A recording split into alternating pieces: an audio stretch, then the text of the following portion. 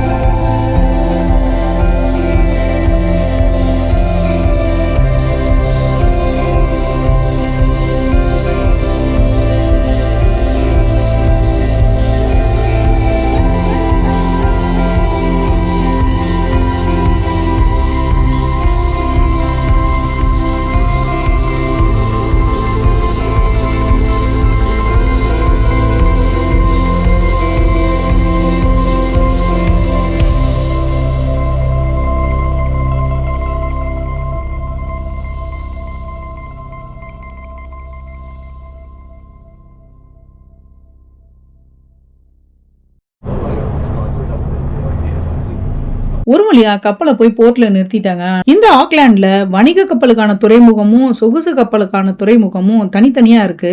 ஏற்கனவே சொகுசு கப்பலுக்கான துறைமுகத்துல டிஸ்னியோட கப்பல் நின்னுட்டு இருந்ததுனால எங்களோட கப்பலை வணிக கப்பலுக்கான துறைமுகத்துல போய் நிறுத்திட்டாங்க. ஆக்லாண்ட பொறுத்த வரைக்கும் சொகுசு கப்பல் துறைமுகம் நகரத்தோட பக்கத்திலேயே இருக்கு. அங்க இருந்து மத்த சுற்றுலா தலங்களுக்கு ரொம்ப சுலபமா போயிட முடியும். பொதுவா ஒரு வணிக துறைமுகத்துல கப்பல் நிக்கும் போது வணிக துறைமுகத்தை சேர்ந்த ஒரு பேருந்து மக்களை ஏத்தி கொண்டு போய் வெளியில விடுது. நடுவுல வேற எந்த இடத்துக்குமே போக முடியாது. சரி, உள்ள ஏறின பஸ் வெளியில போய் நிறுத்துவாங்க அப்படின்னு பார்த்தா அங்கேயும் நிக்கல. அரை மணி நேரம் பயணம் பண்ணி தள்ளி இருந்த சொகுசு கப்பல் துறைமுகத்துல போய் நின்னுச்சு. அந்த கப்பல்ல இருந்து வந்த கூட்டம், இந்த கப்பல்ல இருந்து வந்த கூட்டம்னு துறைமுகமே அமக்கலப்பட்டுச்சுன்னு தான் சொல்லணும்.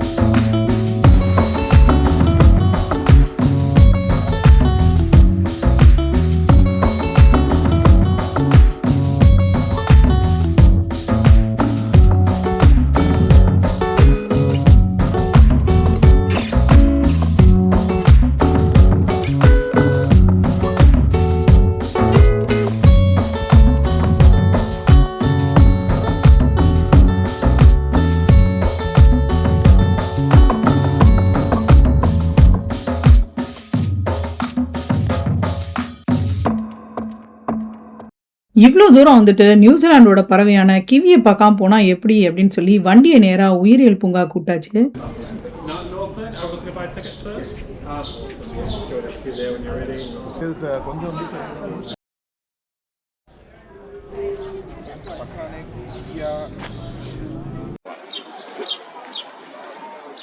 இப்போ என்ன இருக்குன்னு டைம் 11:15 தானே. ஒரு நிமிஷம்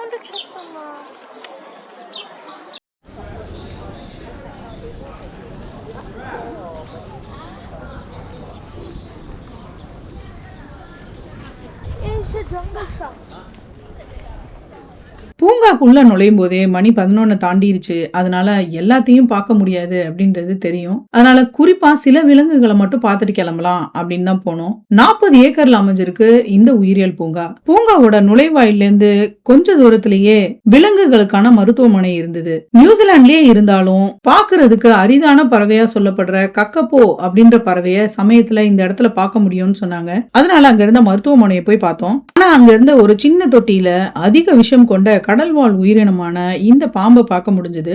ரொம்ப கூச்ச சுபாவம் கொண்ட இந்த வகையான பாம்புகள் தீண்டுனா பிழைக்கிறதே ரொம்ப கஷ்டம்.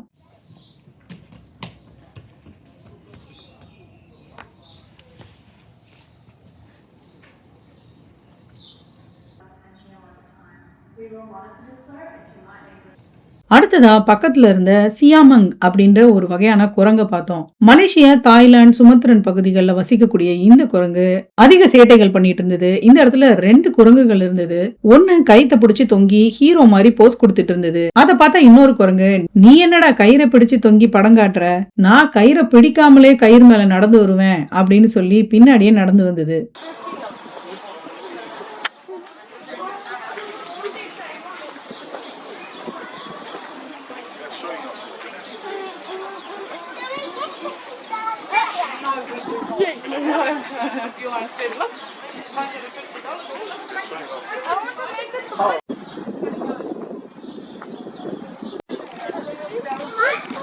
Yeah.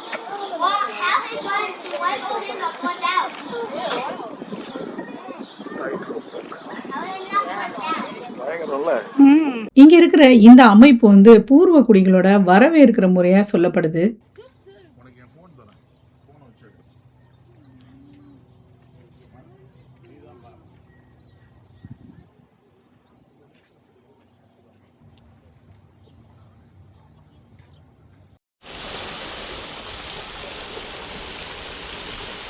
தொட்டிக்கு பக்கத்துல கையை நீட்டாதீங்க, விரல் காணாம போயிடும்னு எழுதி வச்சிருந்தாங்க. உள்ள இருக்கக்கூடிய இந்த விலங்கு மீனோட பற்கள் உள் பக்கமா பார்த்த மாதிரி இருக்குமா, அதோட கைய மேல நீட்டினா சாப்பாடு தான் போட வராங்கன்னு சொல்லி பாஞ்சு வந்து கையை கடிச்சிரும் அப்படின்னு சொல்றாங்க. அதுவும் உள்ள ரொம்ப ஆவலா எதிர்பார்த்துட்டு இருந்தது.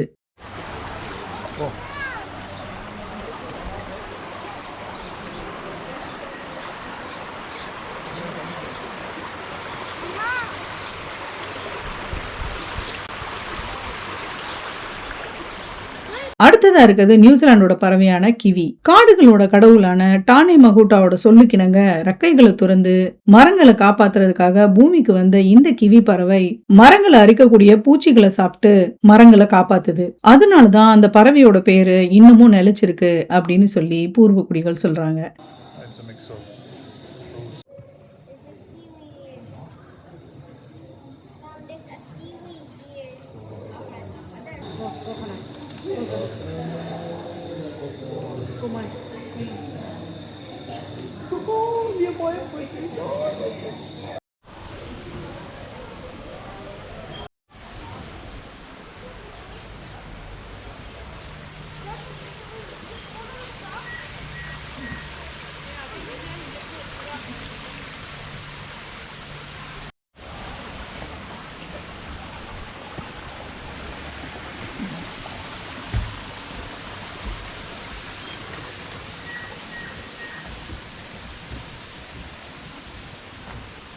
இப்ப நீங்க பாக்குறது நியூசிலாண்டோட சுட்டி பறவையான கியா. நியூசிலாந்து முழுக்க காணப்படுற இந்த பறவை தரையில கூடுகட்டி வாழுது.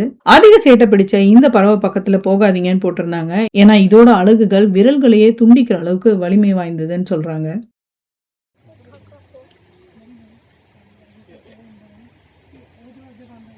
Hello. Hello. Hello.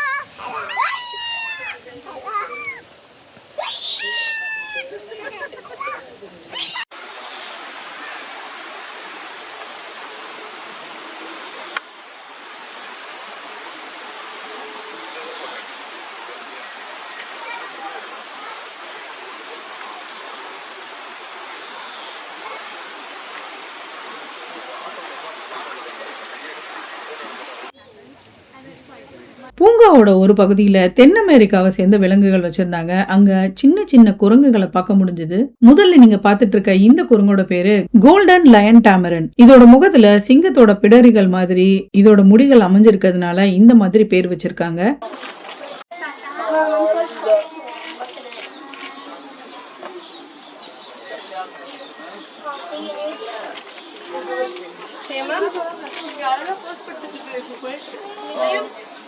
Hey, it's lying down. Look. But it's lying down.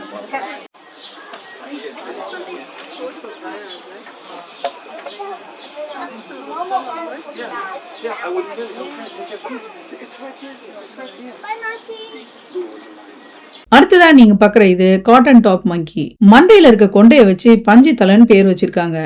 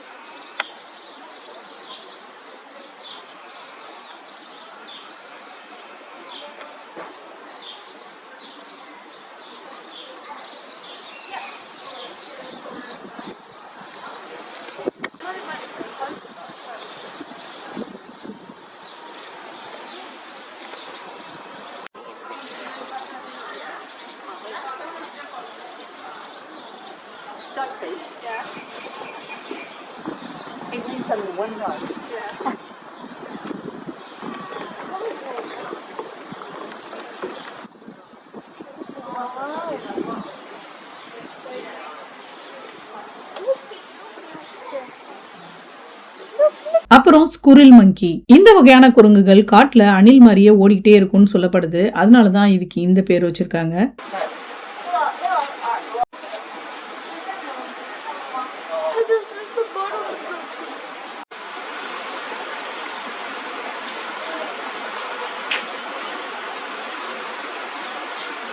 இது ஸ்பைடர் மங்கி. மரம் விட்டு மரம் தாவும் போது இதோட கால்கள் சிலந்திய போல இருக்கிறதுனால இந்த பேரு.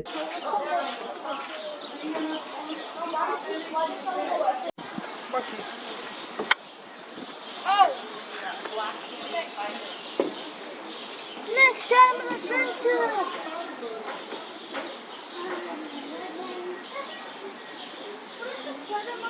அடுத்ததா இருக்கிறது எம்பரர் டேமரன். இந்த குரங்க பார்த்த ஒரு வனவிலங்கு ஆர்வலர் இதோட மீசை அந்த காலகட்டத்துல ஜெர்மனிய ஆட்சி செஞ்ச பேரரசரோட மீசையை போல இருந்ததுனால இதுக்கு எம்பரர் டேமரன் பேர் வச்சிருக்காரு.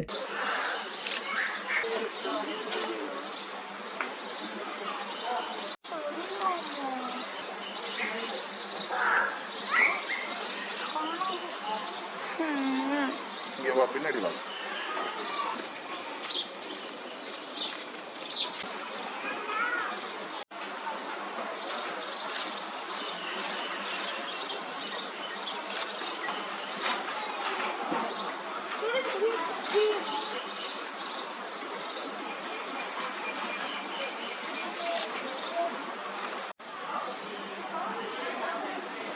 쟤랑은 딱 다르잖아. 어디 갔어?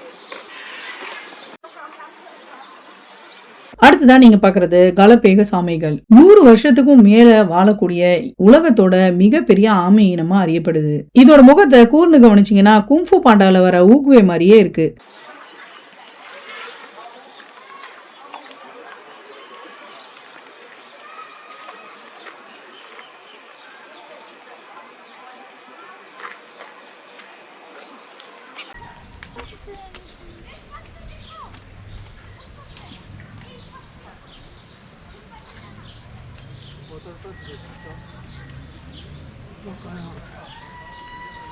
அடுத்ததா இருக்குது பிளமிங்கோ பறவைகள். பூ நாரை அப்படின்னு அழைக்கப்படுது. இங்க இருக்க இந்த பிளமிங்கோ தான் இந்த பறவை இனங்கள்லயே மிகப்பெரிய பறவையா சொல்லப்படுற தி கிரேட்டர் பிளமிங்கோ. பெரும் பூ நாரை மரக்கட்ட மாதிரியான அளவுகள் கொண்ட இந்த பறவைகள் அதிக நேரம் ஒத்த கால்லயே நிக்குது.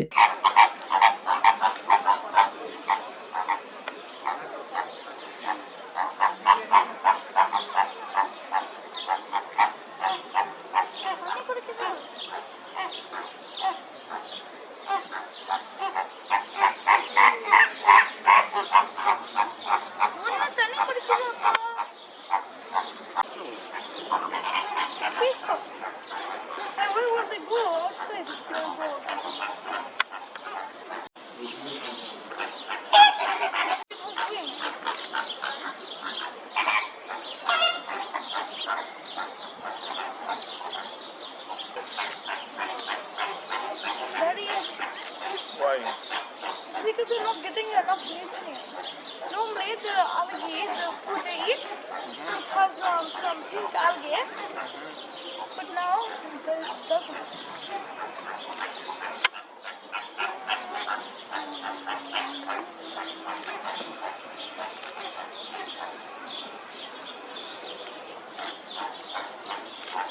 ஒரு கால நிக்கிது பாரு ஒண்ணு. ரெண்டுமே ஒரு கால்ல தான் இருக்கு.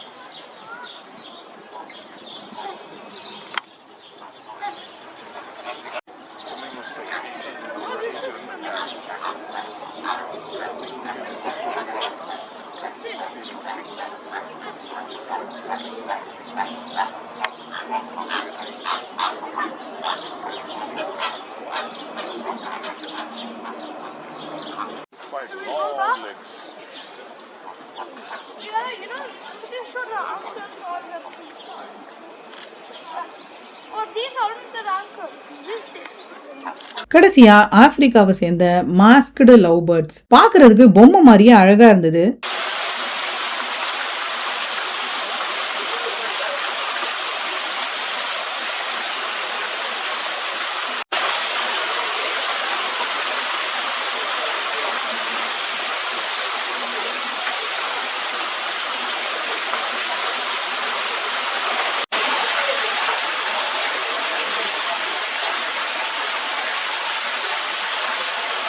இந்த துறைமுகத்துல கப்பல் கொஞ்ச நேரம் தான் நிக்கும்னு முன்னாடியே தெரியும். அதனால பூங்கால இருந்து அடிச்சு புடிச்சு கப்பலை பிடிக்கிறதுக்காக போயாச்சு. எங்க கப்பல் தான் சீக்கிரம் கிளம்புதுன்னு பார்த்தா எங்க கப்பலுக்கு முன்னாடியே அங்க இருந்த டிஸ்னி கப்பல் கிளம்பிருச்சு. அதை பார்த்துக்கிட்டே இருக்கும்போது எங்க கப்பலும் கிளம்பிருச்சு. அடுத்த தொகுப்போட உங்களை வந்து சந்திக்கிறேன். அது வரைக்கும் இணைப்பில் இருங்கள். நன்றி.